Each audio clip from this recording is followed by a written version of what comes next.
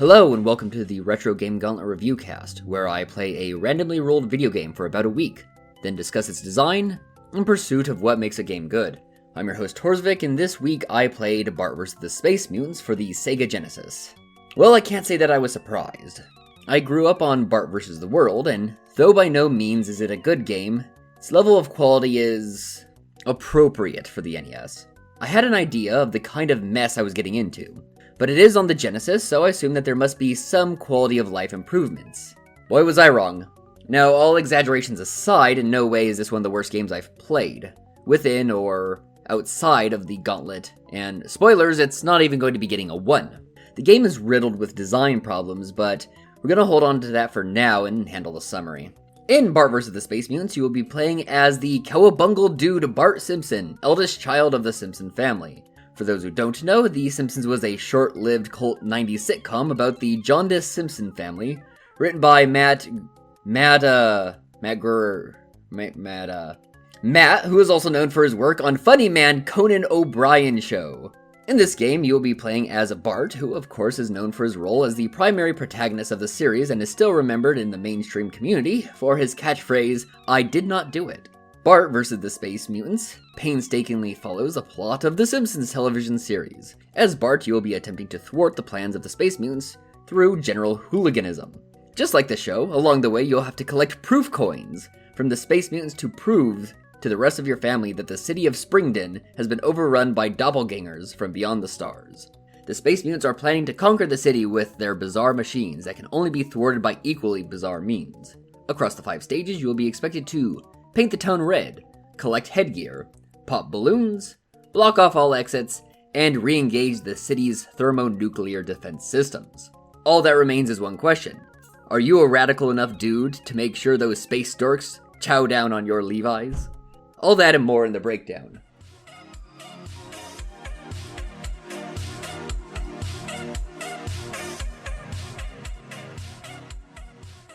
Start where we usually do with the controls, especially since this game has some funky control design. Simple stuff first. A uses your weapon, B jumps, and uses inventory items. By pausing, you can cycle through your inventory. Keep in mind that after about 5 seconds, your use item will default back to the X-ray specs. I'll save my criticisms for the analysis. For now, all you need to know is that holding B runs, and A plus B does a super jump. Each stage you will be tasked with a unique goal to stop the Space Mutants. Level 1, the streets of Springfield. Here you will need to eliminate every purple item. This and the final level are special in that they are the only levels that require 100% completion. This is also perhaps the most creative level. Most objects you will just be spray painting over, but several require that you complete an obtuse puzzle. For example, an awning labeled as being freshly painted can be sprayed by a nearby fire hydrant. This is also the only stage where you are required to make purchases. The level is a little too obtuse and puzzle-based to do a complete play-by-play, but there are a few landmarks. About halfway through, there's a slightly optional skateboarding section. Slightly optional in this context, meaning that it is avoidable, but that skipping the section is more of a hassle than just doing it and doesn't really benefit you unless you need to backtrack for some reason. There is a soft lock where you will spawn a police officer in purple for some reason. I guess these are like the guards in Ernest Goes to Prison, by walking on the grass by the Keep Out sign. He seems to only spawn once, and if you miss your chance, you have to hit restart. There might be a way to get him to spawn again, but I never discovered it. Normally I would save design flaws like this for the analysis, but it's early on in the game, and honestly I'll have bigger fish to fry. The level ends with a water balloon fight, or maybe just rock throwing, with Bert Sampson's nemesis, Nielsen Muniz. Stage 2 is the shopping mall. Here you'll be collecting hats hidden throughout the level, and collectible off the heads of passerbys. Mind that you don't jump on the heads of non-space mutants, or you will be punished with damage. This level is broken into 4 floors, each ending with a mid-boss, save the 4th, which only consists of the stage boss. The difficulty really ramps up at this point. Floor 1 opens with the most common of all mall hazards, quicksand. The narrow platform quicksand section is then followed by a very narrow jump. The floor ends with a guy throwing candy at you. On the second floor, you will be assaulted by various shoes. This floor is ended by an often forgotten Simpson character, Guy in a Giant Boot. Third floor has a magic theme, and has a second, easier quicksand jump. The mini-boss is the same as the first, except now he can teleport around. The boss of the level is the bad babysitter from that one episode with the bad babysitter. Remember that one? What was that, like episode 3? Anyway, you jump on the handbag she drops to return them. Stage 3! The Krusty Land Amusement Park, where you will be collecting balloons. First section has a bunch of mini-games, some of which cost coins to attempt them. Just skip to the next section. Second section is the funhouse. It opens with a puzzle, followed by a updraft jump. Last section is mostly barren. You'll probably be spending the bulk of this level here, though. Standing still, collecting the remaining balloons. This is your chance to get up, stretch, go to the bathroom, and think about the waste your life has been. The boss is Melsho Bob. You gotta jump on his feet. I don't know if he even has a hurt box. He's never hit me. Stage 4. The museum, where you have to collect exit signs. There are 3 exhibits you must pass, with in-between sections littered with display cases and lasers. First is a natural exhibit featuring crocs, a monkey, and a spitting plant. Next is an Egyptian exhibit with fading blocks, an item collection puzzle that drops giant ants on your head, and a completely useless mummy. Finally is the dino exhibit, complete with bizarre perspectives, questionable hitboxing, and a brontosaurus performing its signature spit maneuver. The boss here is someone. I guess it's supposed to be Dr. Marvin Monroe? He's not really fat enough, though, and I don't know, and I don't really care. He attacks you by throwing, something? Anyway, jump on his head, and we're on to the final stage. No boss here in Stage 5, the power plant. This stage has a gimmick to it. You only need to collect 16 nuclear rods and return them to the reactor. However, you can only carry 4 at a time.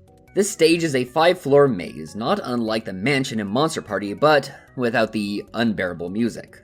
You change floors via fire escapes and elevators. Mind that not all elevators can access all floors. Each member of the Simpson clan plays a role in your success. Marge will collect your nuclear rods. Little Eliza gives you the passcode to the locked doors. You can collect donuts, which can be used to summon Homer and clear the screen. Finally, along the way, one of the rods will be lost, which will be recovered by finding Maggie. Finally, after finding the final rod, the Space Mutants will be thwarted, and they choose to honor their foe by carving Bart's face into Mount Rushmore.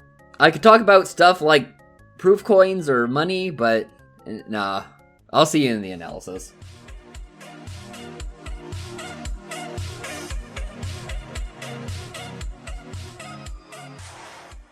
So, I'm gonna do the analysis a little different this time. There's not too much good to say. I like some of the store names in the mall, but that's about it. I'm going to do a critical play-by-play this time. The reason for this is because, for the most part, the game doesn't have fundamental design problems. Its problems lie primarily in level design. Before we start, let me preface by describing what I'll be dubbing the Mega Man rule. Mega Man is generally broken into 8 levels, which can be beaten in any order, where each level usually features a themed obstacle. I'll be using the reoccurring disappearing block jumping puzzles as my primary example.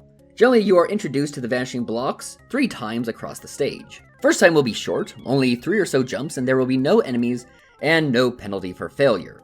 At this point, you can spend as much time as you'd like, practicing and learning how to overcome this obstacle. In the second encounter, the stakes will be raised. The jumps are more complex, and usually a damage hazard, such as an enemy, will be added. This means that you will now be penalized for your failure, but the penalty is likely to only be death after you fail several times. In the third encounter, you'll usually not be given an opportunity to practice. You'll have to take the knowledge from the first 2 encounters and be forced to think on your feet, where the penalty will now be death. Oftentimes in the final stages, you will encounter all the gimmicks again, with their difficulty further increased. The Mega Man rule isn't a hard one, but it is a good rule with which to measure difficulty scaling. A notable offender of this rule would be garbage games such as I Wanna Be the Guy series, which has a common focus on teaching the player only to change up the rules in the last quarter. I'll be bringing up the Mega Man rule where it applies.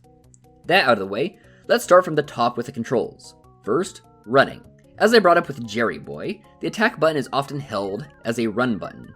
In something like Super Mario Bros., this has the effect of throwing an unnecessary fireball. Bart vs. the Space Mutants is not like that. In this game, the run button is also the jump button. This means that running requires significantly more setup and is punishable, especially in the mall. Next is the super jump. Super jumps are performed by pressing both jump and shoot simultaneously, and the frame window to do this is rather strict. The momentum of the super jump causes Bart to be launched wild, and you must always waste ammo in doing so. It's unlikely that you'll actually run out of ammo, so I guess it's a moot point, outside the fact that it's just bad from a theoretical point of view. I could also talk about how this movement tech doesn't handle well on a Genesis controller, but this section has become plenty long-winded already. Also, as a mechanics problem, I would describe only having 2 health as being too strict for the difficulty of this game. I'm mostly considering this a problem because most of the stages have hazards where damage can be unavoidable due to RNG. Alright, well let's get to the actual stage breakdown analysis. Stage 1 is alright. It has some unreasonable platforms. I don't know why I can stand on this window, and there is the one soft lock that I brought up earlier. Overall, the level is actually creative. If the entire game was like this stage, this game would actually be an easy 3 or maybe even a 4. Problems start with stage 2, which I might argue is the worst level. Not the most difficult, but the worst designed. Starting off, we have people that spawn from the shops. It's completely possible for a person to spawn just under your feet while you're mid-jump, causing you to take unavoidable damage. Compounded again, from, as I said before, you only have 2 health, so here's a point of RNG where you could just potentially lose a life. Then we have the first pit jump. The difficulty of this pit jump immediately breaks the Mega Man rule with first encounter, and the properties of the lollipop is misleading from the manual. There's a second pit jump on the 3rd floor, which breaks the Mega Man rule a second time, as the second encounter is significantly easier than the first. Second mini-boss is also a complete joke with bizarre hitboxing, similar to Sideshow Bob's. This jump right here is also unreasonable for the first floor of level 2, especially when compared to the 3rd floor equivalent. As a fast fix, you can just switch the 3rd and 1st floors, keeping the mini-bosses where they are, and I would probably let the Mega Man rule slip here.